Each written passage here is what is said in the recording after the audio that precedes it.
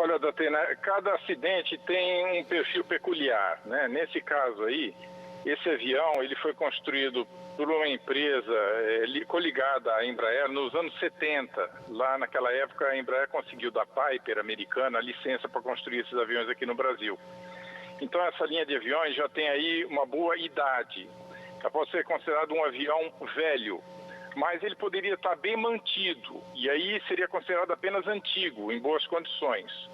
Só que a região de Manaus, ela carece de muita infraestrutura de conhecimento, de manutenção, ferramental, manuais e principalmente peças de reposição que todas vêm do exterior.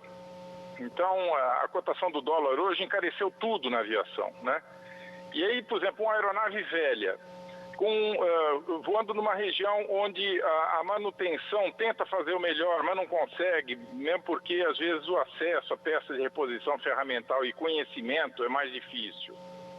Aliado, digamos assim, ao preço das peças, o investigador já levantaria uma questão se esse avião foi bem mantido, se as revisões foram feitas corretamente.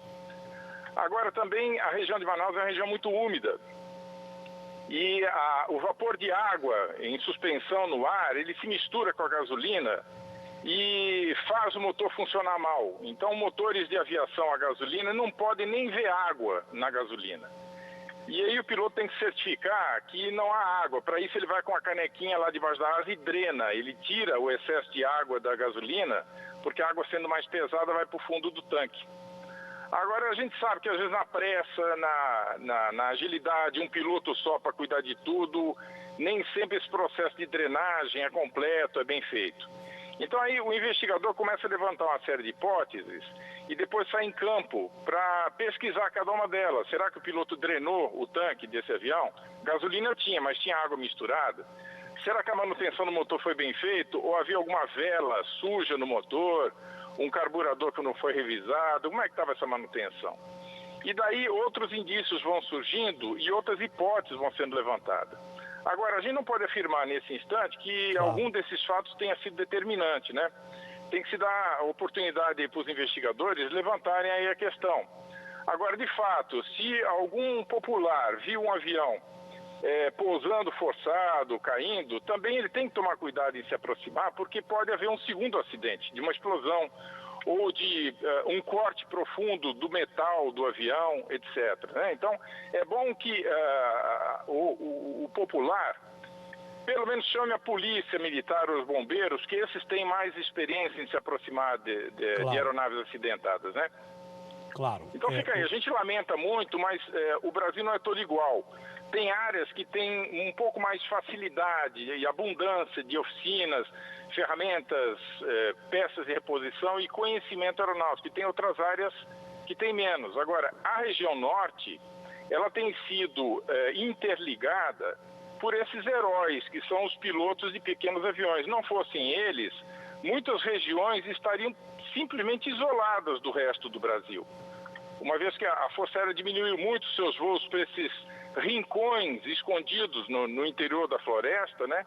E sobrou para essa aviação de pequeno porte que não tem a atenção que mereceria da Agência Nacional de Aviação Civil. Para eles tudo é mais difícil, tudo mais caro, tudo mais complicado. Então, junta-se isso tudo, nós temos aí um cenário onde se pode extrair possíveis fatores que tenham contribuído para esse acidente.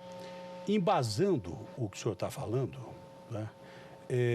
O próprio Neto Cavalcante, que estava ali no local do acidente logo depois, o nosso repórter, ele disse que já é, pelo menos contado pelos moradores aí, o 5º acidente com pouso forçado ou coisa parecida, não sei se com evento morte ou não, mas que aconteceu aí nos últimos tempos. São 5 acidentes que aconteceram no mesmo aeroclube. Não deve ter chegado a virar noticiário nacional, porque não deve ter morrido ninguém, mas que já é o 5º acidente. E quando o popular, como diz o povo, como diz o coronel, né, aquele que não é especialista em resgate e tal, povão que mora ali, quando o povão diz, é porque há alguma coisa mesmo. É verdade. E a gente precisa levantar a questão também, como é que a ANAC está fiscalizando essa aviação, orientando essa aviação e apoiando essa aviação também. A ANAC andou fazendo muitas palestras aí pelo Brasil afora, chamando atenção para a segurança e tudo mais. O que a ANAC fez para apoiar melhor essa aviação de pequeno porte na região de Manaus?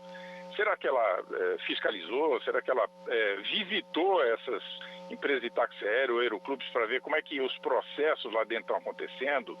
Será que as carteiras que foram dadas aos mecânicos e aos pilotos foram feitas a avaliação correta? Isso também a ANAC, às vezes, ela é passível de ser investigada pelo investigador de acidentes para saber se ela está fazendo corretamente o papel dela.